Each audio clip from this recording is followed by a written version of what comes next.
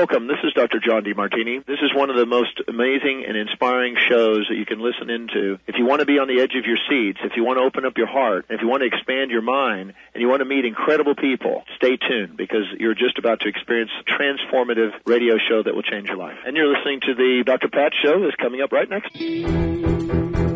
Welcome to the Dr. Pat Show. Talk radio to thrive by. Powerful, inspiring, and coming to you live, bringing you stories of people like you and me, busting through and living life full out. Get ready to dare to wonder what your life would be like if you knew you could not fail.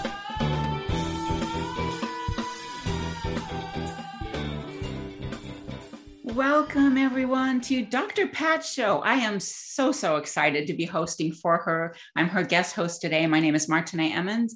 And as well as being a transformational life coach, I focus on NLP and helping women who are survivors of trauma.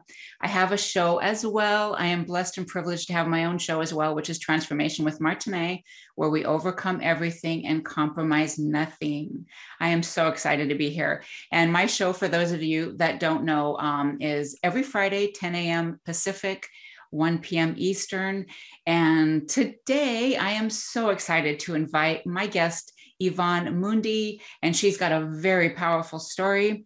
She is going to talk about how a star is born out of scars. And that brings a lot of emotion to me because I know what that is like myself. Welcome, Yvonne. Please introduce yourself. Thank you so much for having me today. It's my pleasure. I'm so excited to be on the show here today. So excited to have you.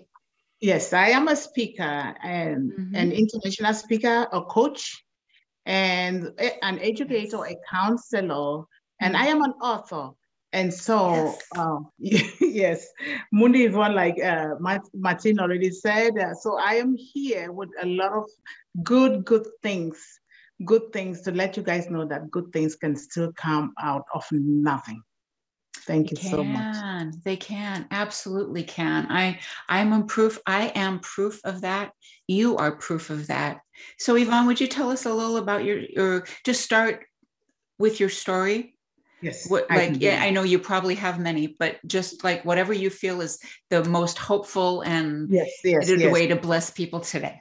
Yes, I am so happy to share that with you. Not the entire thing, but there will be books and products that will be out there for people to go and read and try to help themselves. You know, like you said, I am a star born out of scars. You know, my trauma started from a very young age, you know. I am 11 years old and I am sitting in a kitchen surrounded by my brothers, my grandmother, and my father. And my father tells my grandmother, I want Mundih to go and get married at 11. And my grandmother, oh my gosh, because that took her like a shock. And my father is like, did you hear what I just told you, Monica?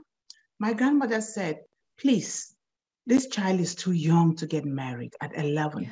Yes. Why can't you educate her as you are educating your own legal children? So ladies and gentlemen, I come out from a rape situation. My mother was given away in marriage at the age of 16. And shortly after, she had beautiful twin baby girls. And then shortly after, the husband was killed by her abuser who raped her and impregnated me while she was still breastfeeding her twin babies.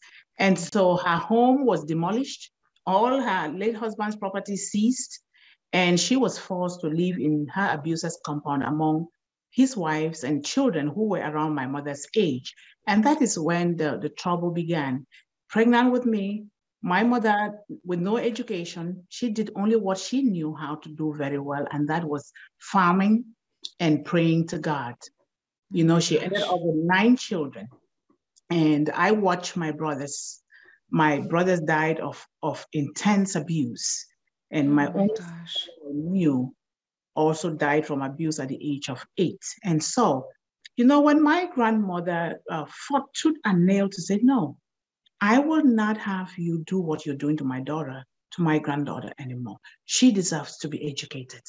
And so from that moment on, it was one abusive situation to the other. By the time I was 15, I had lived in several homes, and in each of these homes, I went through abuse. And at the age of 3, my father threw me away, just gave me away in a very unloving manner. And the uncle that took me to the city. The only thing that was good there was that they started educating me. They sent me to school. But when I graduated from primary school at the age of 11, my father demanded that I be sent to the village.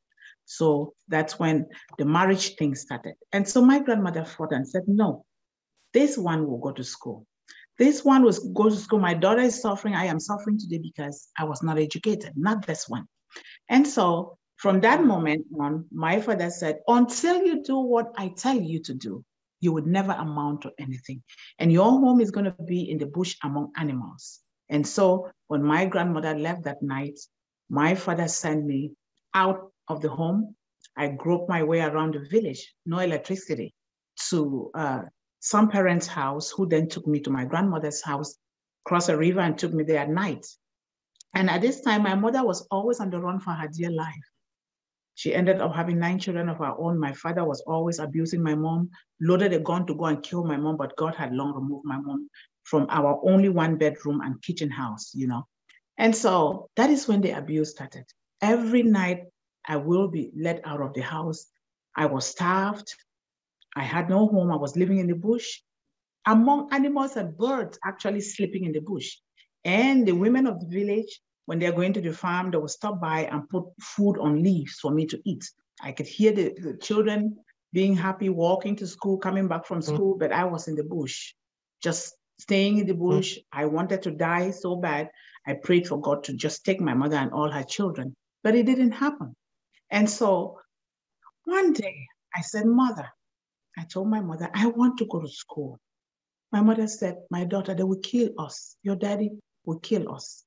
I said, Mother, I would rather die, but I want to go to school. So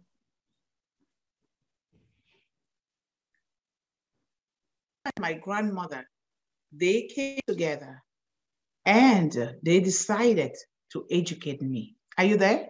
Yes, yes. Okay. They decided to educate me. And so that's how I got enrolled into secondary school. After secondary school, I wanted to go to high school. It was a constant struggle. I became an adult even before I became one. I did whatever it took for me to raise money to do things. But as God would have it, the village, very good parents of the village, they came together. I grew up seeing parents loving their children, sending their children to school, but my father was a terror to the entire village. So they came together and they decided to educate me. And at this time, I love to write, and I still love to write. I'll be writing, picking pieces of papers. I want to read whatever, you know, because I wanted to talk like the educated. I wanted to walk like the educated. I wanted to hold my books just like the educated were holding their books. I saw so much inspiration, and I admired the educated. So they came together. Those parents, they went through too much. Some of them are no more. Some of them are still there. And I'm doing whatever it takes to also help them to pass this blessing on to other children. And so that is how it started. And then from high school, I thought I deserve to go to university too. And at this time, you know, they place so much emphasis on boys than girl children to be highly educated. But still, the parents said, this child has been writing letters to us. I was a courier. They called me the village courier. I'll write letters and take them to the post office and mail them. I will help the parents of the village, the old ones. I will do community work to clean, do whatever it took. I would teach Sunday school. And so they said they would send me to university. I was the very first female child in that village for more than 10 years with a bachelor's degree. And that means a whole lot to me till today. And it means a whole lot to me. Even to that village, they call me, even as I'm speaking today, they left me a message. They call me all the time. They so much depend on me. They call me for advice. They call me for whatever. And I, you know, I always wanted to leave that village. My grandmother blessed me with a traditional blessing. When I think about that blessing, it just makes me just want to rise even more. My grandmother blessed me, asked me to put all my writings in my hair because they were always beating me. I have wounds all over my body, even cuts in my hair, you know. My grandmother said, put it in your head. and write the rest on the paper. I will bury them in a plastic bag at the corner of my home so that if you forget something, if I'm not here tomorrow, you can come for them. And so my grandmother is no more. She's watching on me from above. Yes, and so from a one-time TV show that I watched from the only TV owner in the village, and this TV owner was using a generator. It talked about freedom and success in the United States. And I thought maybe United States is just a place where I can just walk. I said, I will go to America. I'm going to walk and go to America. They will be beating me up, even beat me until I can even bleed to death. They didn't care. They didn't just want me to talk about America or be educated or anything. And so I kept singing. I almost went insane. They thought I was crazy. So my grandmother said, my granddaughter, you see that bird that is flying in the sky? That is the bird that is going to take you to where you want to go. Oh, that's so beautiful. Yes, I don't want you to live in this village. Being the kind of child that God has created you to be. You are a thinker. You are a fighter. You want to do more for people that will not let you because you are a female child. When I die, do not leave here. Go somewhere so you can protect, so you can fight and advocate for your mother and your brothers because they don't know how to speak for themselves. Yes. And so from a very young age, I wanted to become a writer, a speaker, an advocate. I want to help women and children. And with the blessing that my grandmother gave me, I have it with me. My grandmother said, wherever you go in the world, make sure to bless women and children because that is the life your mother and you guys lived. But do not forget where you've been. Do not forget where you come from. This village is very important. They built your foundation. And so that is why I am here today till the end of my life. My passion, my mission, and my vision is to advocate for the abused, the rejected, the homeless, the hungry, the disabled, anybody, especially as I watch young girls being abused, being sold into sex trafficking, and women are being abused, and they can't say a word, even in our country, the United States. The abuse and rejection is universal, it's not just here. So that is why I am bent on writing. I'm going to be creating courses.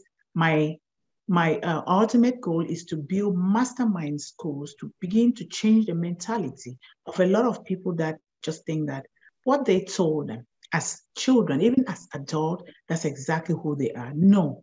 If I, Mundih Yvonne or Yvonne Mundih, can do what I am doing today, can stand here and talk with you on a very honorable show like this, anybody in the world can do it so long as they are breathing. If I'm breathing, I will do everything. There is nothing that I cannot do. I don't know that much, but I know that the God that has opened the way for me even to escape to freedom, where I can share my story, anybody out there can do it. Nobody should limit you. Nobody should tell you that you're less. Even if you don't have one limb, you can use your mouth. If you don't have a mouth, you can use your eye. You can use something. Do it. I am here for you. Just like Martine is there for all of us. I am here for you. Reach out. Do not stay in a situation that is uncomfortable for you, because when you do, the children will copy. Children are impressionable. They will copy. I left from childhood abuse into 2 marriages that were very abusive, very exploitative. And I said, enough is enough. Yes. I am going to love myself. The God who created me loves me. I will love myself so that my children will follow. I have 1 biological son, very amazing boy. And I adopted 9 of my late brother's children. The oldest is 15 years old. And I'm going to be filing for them. I don't know how, but the how is not up to me, it's up to God.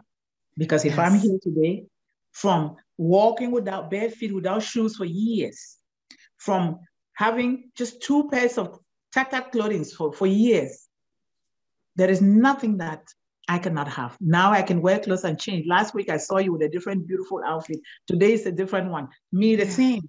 We have a lot. We have a lot that we have to pass it on to other people. So I want to build mastermind schools, and I am here for anybody. Whether it is setting your goals, whether you're confused, whether you want to write a book, whether you want to get your story out there, I am here for everybody. especially women and children. Thank you so much. I can talk, and talk. That's so beautiful, because I feel like you do, that if we are breathing, we still have purpose. Yes.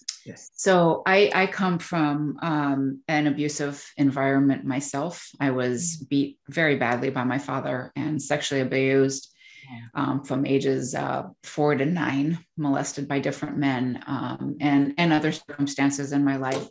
So I know it. I have an idea, I should say, of what you've been through. Not quite to your degree, nowhere near. Still hard, in what I went through was still hard as well. We all have our own experiences, and it's hard for all of us in a different way. So women weren't thought of as good as boys where you come from. And that's still like everywhere, but more so where you come from. And did your brothers have a chance at some of the things that you did? I know you had to fight for everything that you got as well. One of my brothers who died 4 years ago of abuse, because it just seems so natural that when you grow up in an abusive environment, you tend to gravitate towards abuse. Yes, that's true. And I see that is the case with me. I tend to gravitate towards men that are a carbon copy of my father. And that is why those 2 marriages end. My brothers, the one that died, who was Commissioner of Public Security, died because the wife is very abusive. She's still abusive. So now. And he had the opportunity, because I was determined that I would do whatever it takes to educate myself and my brothers. And so when I was in the university, I was doing farming. I was doing marketing. At the same time, my mom was also doing certain things, farming and marketing in the village. And my other brothers, we came together and we educated that one up to university. And the other one was taken into slavery for my father's oldest son, who is still alive, whom I can't even go to Cameroon now because they plan to chew me when I get there. I can't go there. So they took my immediate sibling, who also passed from abuse. His picture is right there looking at me. And he was not given the opportunity to go to school. The money that I sent from here for him to invest in a business so he can get married and support his wife, they seized that money from him. $800 is a lot of money in Cameroon. That money was taken away. It was 1,600, which is 800,000 francs. That money was taken away from him. My other 2 brothers that are left are buried into alcohol to try to dull their pain. I understand. I just talked with one about an hour before we came on. His name is Peter. He improves, but still the problem is there.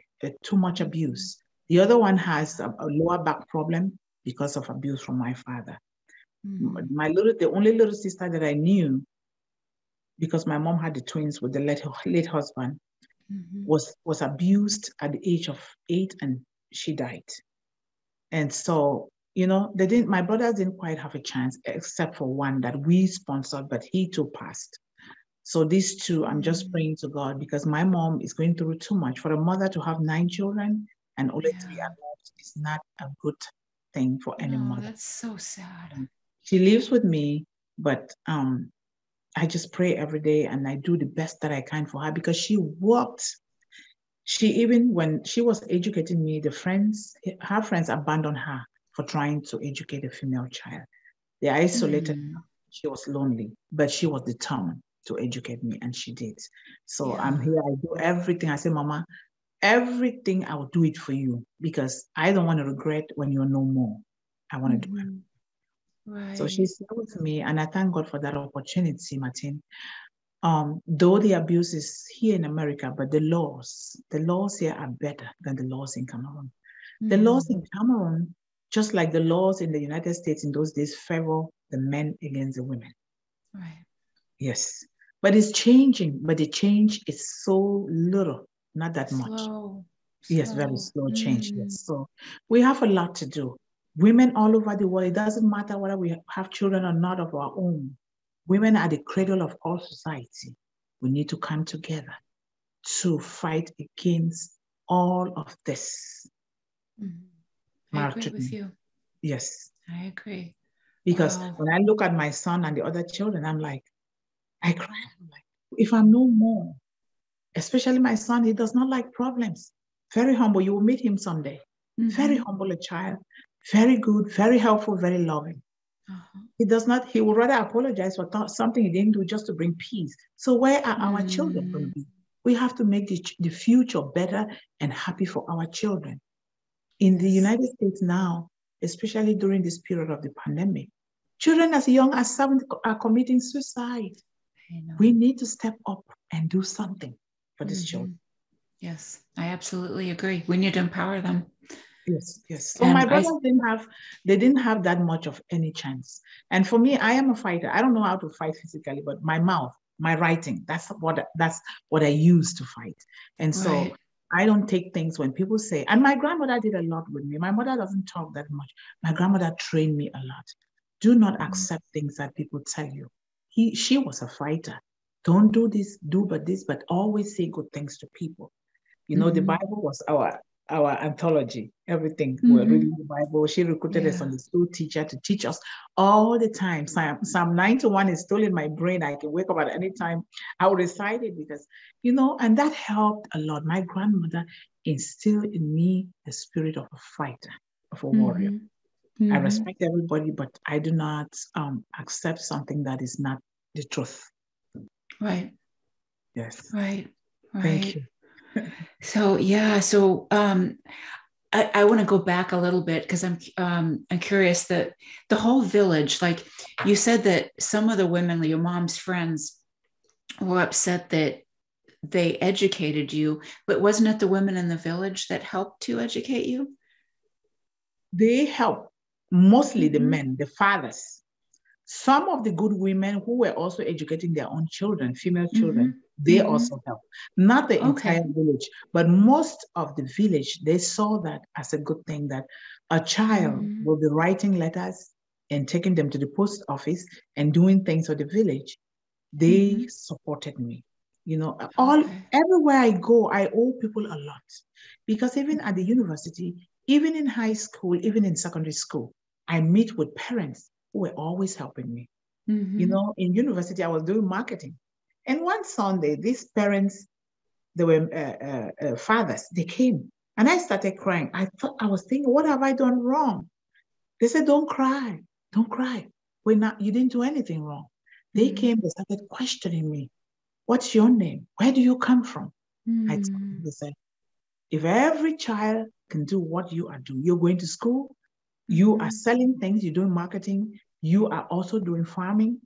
If every child can do it, then the parents will not be suffering. So they contributed 1,500 francs, which is equivalent to $3. That's a lot in Cameroon. $3 is a lot. And they gave it to me. They said, add it on your capital. That is a lot. That helped me.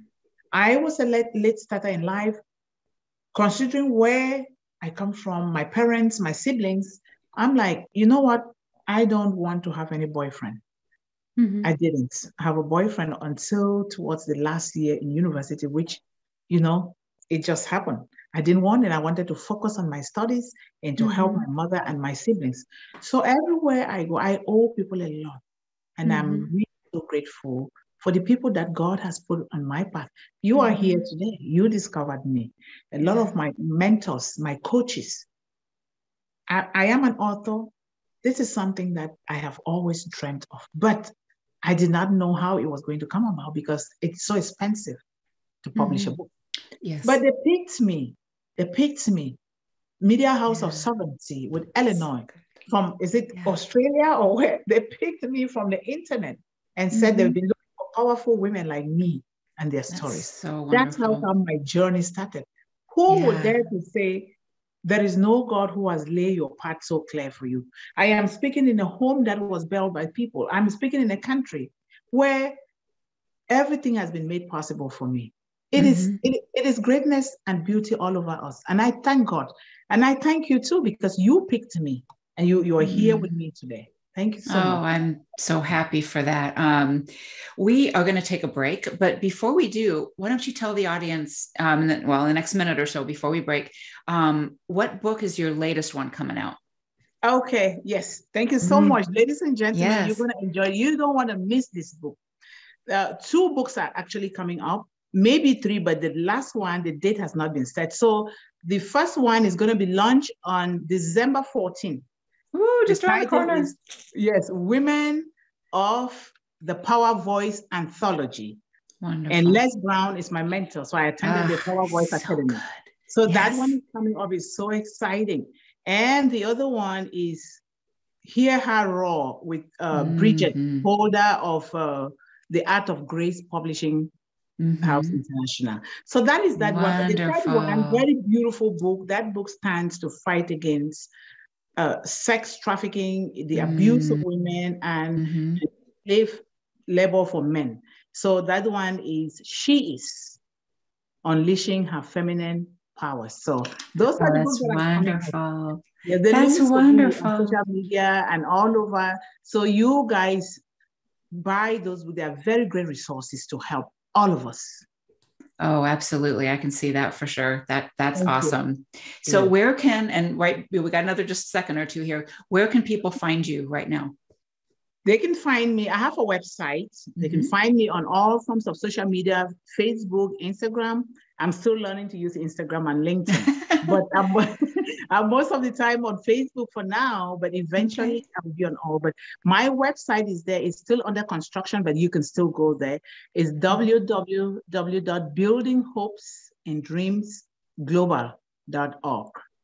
I love that. I just love the name of that because it just fills me with like, yes, because as you know, I'm all about hope as well. Yes. So my show is about hope and my whole message is about hope because I like I said in the beginning, or at least I think I said in the beginning, I believe all of us can rise from no matter what we've been through, we can rise up again and we can serve others, and our mess, as a lot of people have said, become our message. There you go. Yeah. So we're going to take a break, everyone. Thank you so much for tuning in, and we'll be back in just a minute. Thank you.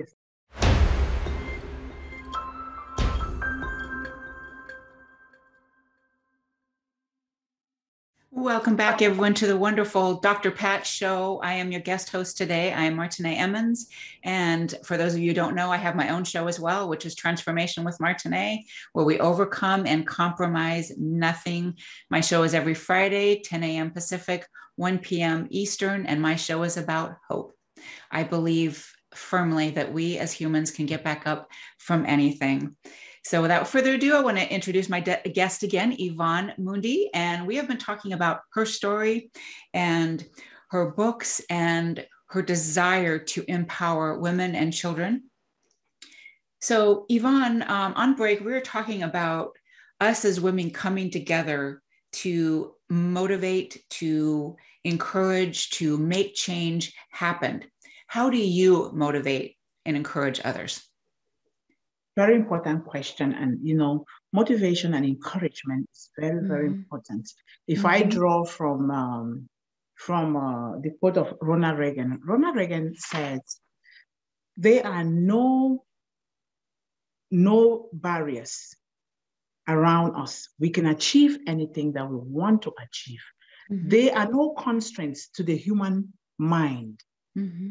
There are no walls that are built around the human spirit, except those that we erect on ourselves. That means when you are determined, so long as you're breathing, when you say to yourself that, yes, I can do this, I will, and I can. And you can do it, because when you take that determination, when you give yourself that affirmation, you are already giving your subconscious mind something. The subconscious mind acts on what you give them to ask. And if you're encouraging them in a very positive way, the subconscious mind will take it, it will begin to act on it, and you will do it. Because how is it that as a child, I was that determined to become something? How is it that things just work? I wasn't powerful. I didn't have any resources. I didn't have anything. But it is the desire to say, I can do this. and I will do it. Other people have done it. People have been even in very bad situations. If you take, for instance, Nick Vujicic. Nick Vujicic is an Australian who was born without limbs. He is inspiring, empowering the entire world. And if you take, for instance, Tawana Williams in this country, she was born without arms, the eagle without wings. Wow. I love that. The eagle without wings. Yes. Beautiful. And she is transforming people. You and I are here. We have hands, we have eyes, we have all our limbs together. We can do better for ourselves first, because if you do not impact yourself positively, there is nothing that you can give out, because you will cannot give out of nothing. You must give out of what you are building in yourself. That is why when I was thinking about the title for my company, I thought about building hopes and dreams, building the hopes and dreams of other people, because others build my own hopes and my dreams. So I will pass them. So ladies and gentlemen, if you're listening under the sound of my voice, there is nothing that you cannot do. Do not let the limitations that people put on you pull you down, because you have something special. You have great things within you that nobody can take from you. You have to begin to search within yourself, because what you are looking for is not outside there. It is inside of you. You have to search within you. God created us with wonderful gifts, each and every one of us, and we have those gifts. We don't have to depend on somebody or depend on something. What is it that when you just wake up from sleep, it would just lit a light on your face to do? What is it that if somebody just wakes you up and you say, oh, I want to do this, and you'll be happy to do it without complaining, without whining?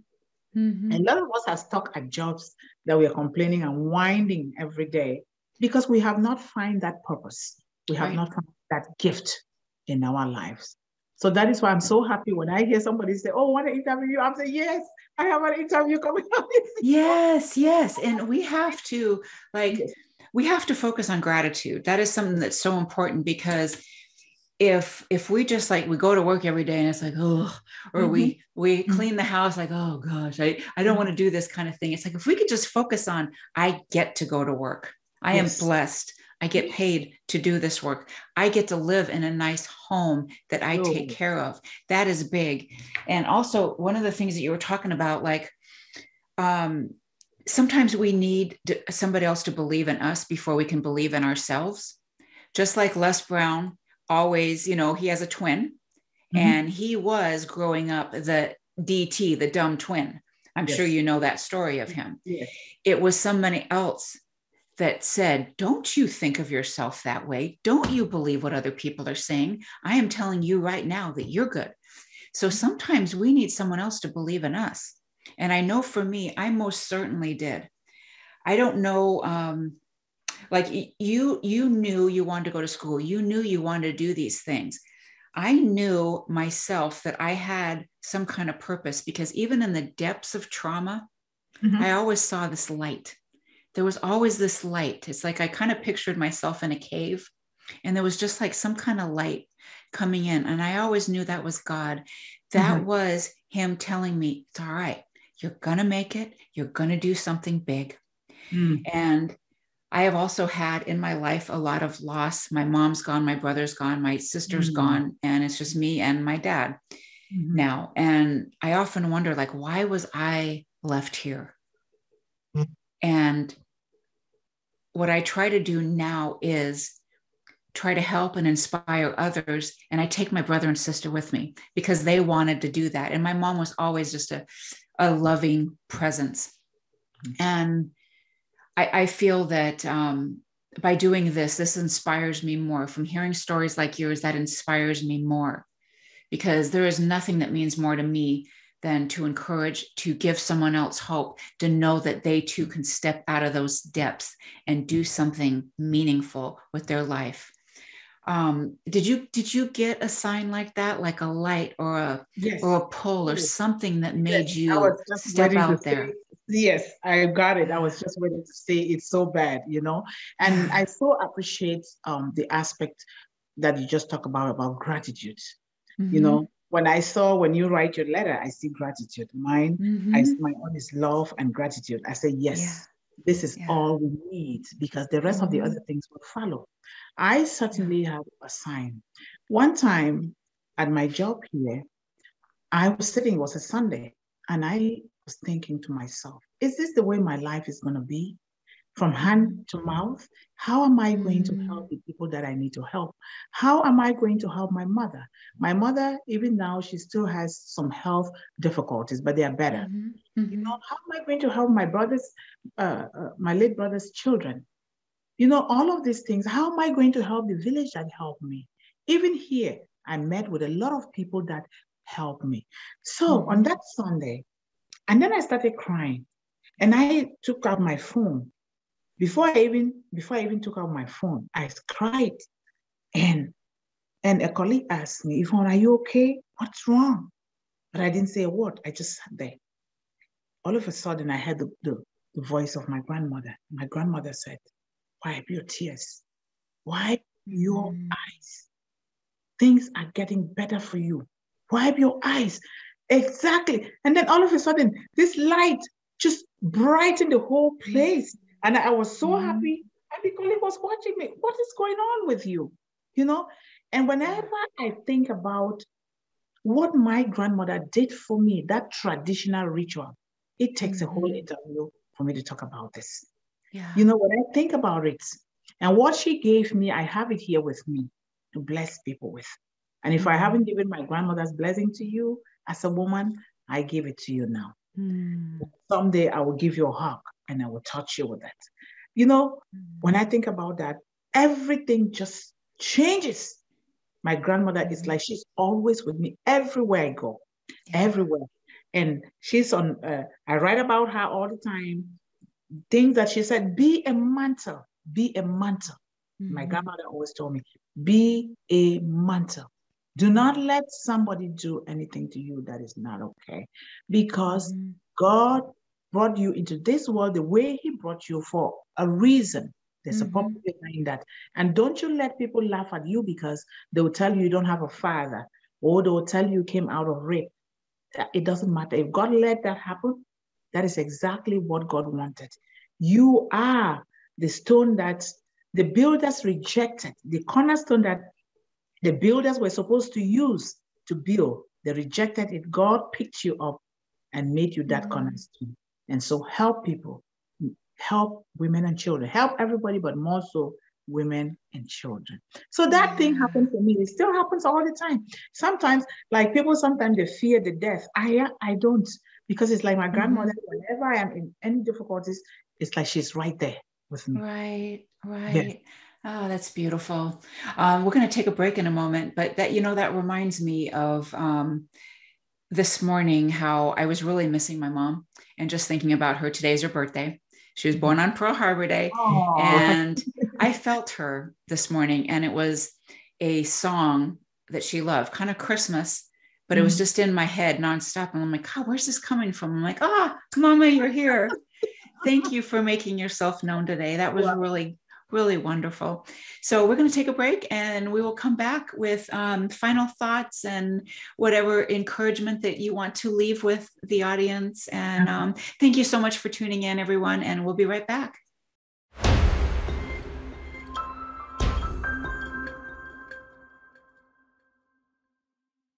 Welcome back, everyone, to Dr. Pat's show. I am your guest host today, Martine Emmons.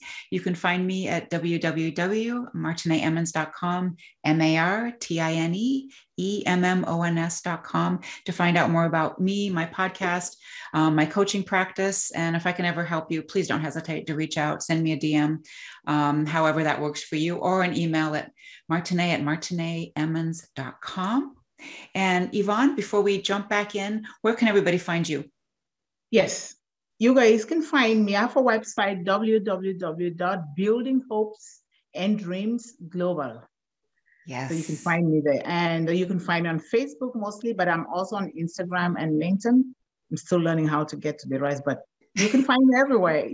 You can reach out with my business phone number, 651-278-4106. Thank you. Thank you for sharing. So Yvonne, I was thinking, I often like to ask this question on my own show. If you met up with somebody, say in an elevator, and it was a short ride, and someone just looks over at you and they ask you for encouragement, what would be the next step in their life? They have also been through a very rough time. What would you say to them? I would say to them what I always say to myself. Mm-hmm.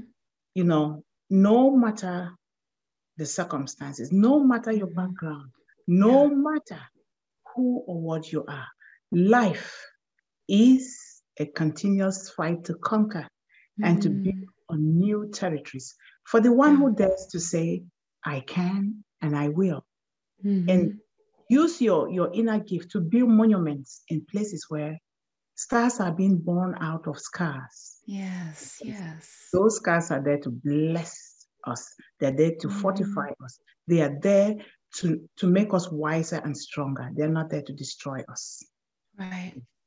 I agree with you. I do. I often think, and some people, I mean, depending upon where they are in their journey, might think I'm crazy, but I am grateful for every bit of trauma, including miscarriage, rape, molestation, physical abuse,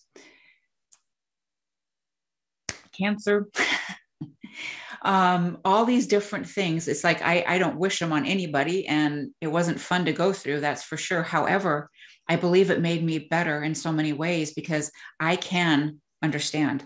I can relate to so many different people from the different things that I've gone through. And I imagine it's the same for you.